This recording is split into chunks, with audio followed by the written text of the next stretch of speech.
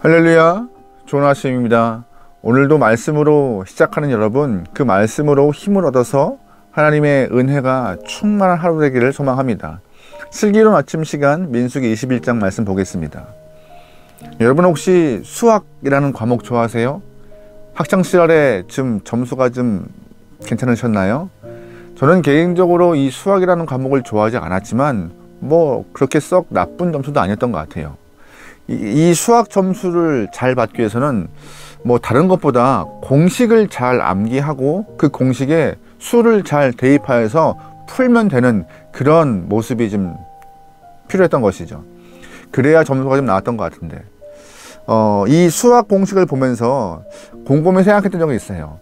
인생 가운데 이 수학 공식과 같이 딱 떨어지는 그런 공식이 있으면 좋을 것 같다. 그러면 우리의 인생이 어렵지 않을 것 같은데 라는 생각을 해본 적이 있죠. 우리 삶에 이렇게 딱 떨어지는 수학 공식처럼 그런 것이 있나요? 없습니다. 그런데 잘 보시면 패턴 같은 것들이 있어요. 패턴이요. 예를 들면 선을 베풀면 그 선함이 나에게 온다라는 패턴이요. 가는 말이 고와야 오는 말이 곱다도 이 안에 속하겠죠. 또한 악을 행하면 그 악이 나에게 온다는 패턴들, 이러한 패턴들이 삶에 그냥 알게 모르게 우리의 인생 가운데 다 드러나지는 것 같아요. 성경 안에도 그런 패턴이 있습니다. 하나님께 복받는 패턴, 벌받는 패턴이요. 오늘 본문은 전형적으로 하나님에게 벌받는 패턴이 드러나 있어요. 이 말씀을 보면서 이스라엘 사람들이 벌받는 패턴을 걸어가는 모습을 보면서 우리는 그들과 반대의 길을 걸어가 복받는 인생의 모습을 좀 갖춰가길 소망합니다. 오늘이 그 복받는 인생의 시작이 되면 좋을 것 같아요. 4절 말씀 보겠습니다. 백성이 호르산에서 출발하여 홍해길을 따라 에돔 땅에 우회하려 하였다가 길로 말미암아 백성의 마음이 상하느니라. 아멘. 혹시 어제 민수기 20장 말씀 기억하세요? 어제 민수기 20장 말씀에서 마지막 광야 40년 차의 첫 번째 달을 이렇게 말씀드렸어요. 그때부터 아직도 40년의 시작이었던 그때까지도 원망의 편이 이어지고 있는데 오늘 본문을 보니까는 계속 이스라엘 사람들은 마음이 상한 채 있었습니다. 40년 동안 이스라엘 사람들이 광야에 있었다는 것은 하나님의 인도하심이 전적으로 적용한 것, 그것이라고밖에 말을 못해요. 구름 기둥과 불 기둥의 인도하심으로 그들이 살아났던 것이죠. 구름 기둥이 이동하면 같이 이동한 것이고, 구름 기둥이 멈추면 그들도 멈춘 것이고, 또한 밤이 되면 불 기둥이 그들의 체온을 보호해서 삶을 연장시킨 것입니다. 전적으로 하나님의 인도하심과 동행하심이 그들의 40년을 보호하신 것이죠.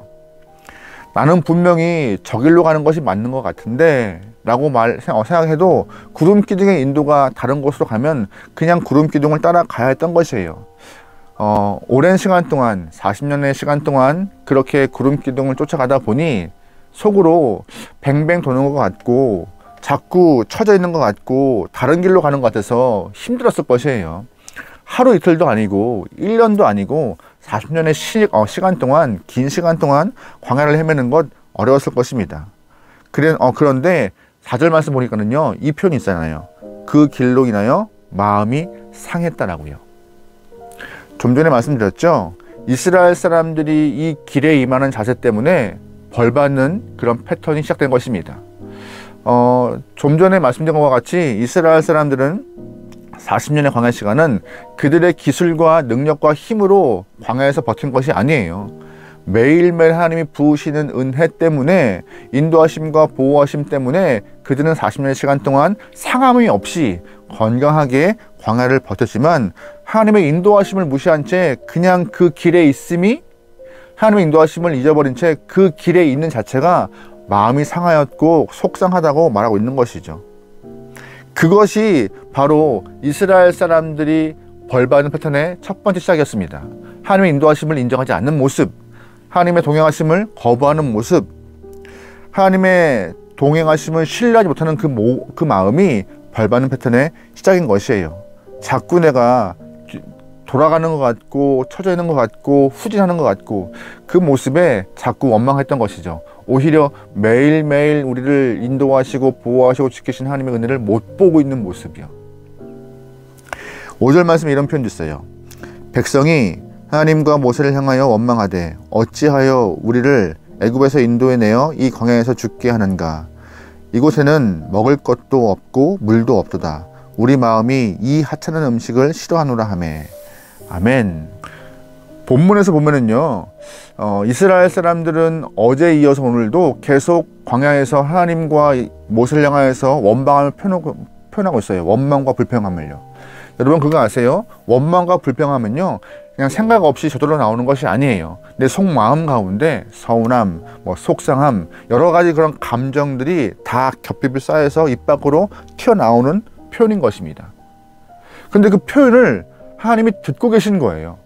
하나님은 우리의 말소리, 우리의 마음을 다 알고 계신 분이시고 듣는 분이세요. 우리가 출애굽기와 민수기를 보면요, 자주 표현되는 패턴들이 있습니다. 뭔지 아세요? 하나님이 다 들으셨다, 하나님이 듣고 계셨다, 하나님이 다 알고 계셨다. 하나님이 우리의 입 밖으로 나오는 표현을 다 듣고 계셨으며 마음을 다 알고 계시는 분이세요. 오늘 본문에 보면은요, 두 번째로 이스라엘 사람들은 계속 끊임없이 본인의 입을 통하여서 원망과 불평을 끄집어냄을 통하여서 벌받는 패턴의 길을 가고 있는 것입니다. 마음이 상해서 편드는 것들, 원치 않는 것이죠. 그러면 반대로요, 하나님은 우리의 입에서 감사의 표현, 찬양도, 기도도 들으시는 분이세요. 오히려 원망과 불평을 기도로 승화시켰다면 더 하나님이 들으시고 응답하실 텐데, 그 기도의 승화가 아니라 그냥 내 마음에 쌓였던 것들을 입 밖으로 표현하여서 원망과 불평에 대해 주의 마음을 아프게 했던 것이죠. 이게 바로 두 번째로 이스라엘 사람들이 벌받는 패턴이었던 것이에요. 그뿐인가요? 5절 말씀 보세요. 어찌하여 우리를 애굽에서 인도해냈는가, 이 광야에서 죽게 하는가라고 그들은 하나님의 구원의 섭리를 부정하고 있어요. 결국 하나님이 그들의 인생에 개입하셔서 그들을 애굽에서 탈출시키시고 홍해를 넘게 허락하셨고, 또한 그들의 삶에 하나님의 백성답게 살기 위해서 율법도 성막도 십계명도 허락하시지만 다 잊어버린 채 삶에 개입하신 하나님을 부인한 채 구원의 사역을 부정한 채 다 놔버린 거예요. 하나님 왜 그러셨어요? 나를 왜 구원했어요? 라고 원망의 마음을 표현하고 있는 것이죠. 아무리 내 삶이 좀 힘들어도 차라리 하나님 나를 왜 구원했어요? 모른 척 하시지, 옛날에 더 좋았는데 라고 하는 못된 마음과 못된 표현하고 있는 이스라엘 사람들이 벌받기에 마땅한 패턴으로 가고 있는 것입니다. 하나님의 마음도 부정한 채 구원의 섭리도 부정한 채 있는 이 모습이 참 못된 모습인 것이죠. 5절 말씀 후반부에 이런 표현이 있어요. 하찮은 음식이라고요. 여러분, 그 이스라엘 사람들이 말했던 그 하찮은 음식이 뭐예요? 매일매일 그들이 먹었던 만나와 메추라기예요. 하나님은 이스라엘 사람들이 배고프다고 해서 매일매일 만나를 허락하였습니다. 하나님은 이스라엘 사람들이 고기가 먹고 싶다고 해서 메추라기를 주셨어요. 근데 어느 순간 그들에게 이 만나와 메추라기는 하찮게 된 거예요. 그들은 먹을 것을 위하여서 일하지 않았어요. 노동하지 않았어요. 그냥 주시는 것 받아서 누리고 먹으면 되는 거였는데 그것이 싫은 거예요.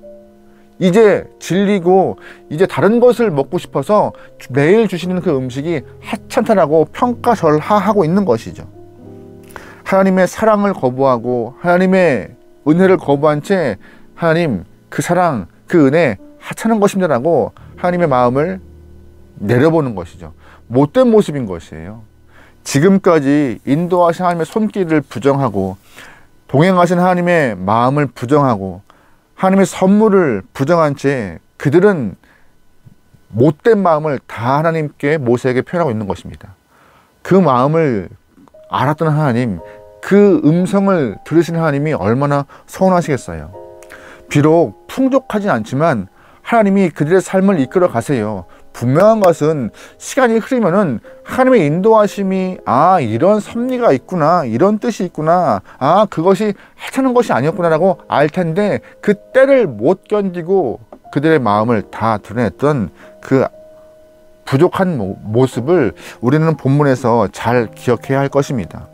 근데 하나님이 이렇게 믿지 못하고 부정해버리고 하나님의 구원의 섭리를 거부해버리는 모습, 또한 은혜를 부정하는 이 모습을 그냥 두시지 않으시잖아요. 6절 말씀에 이런 표현이 있습니다.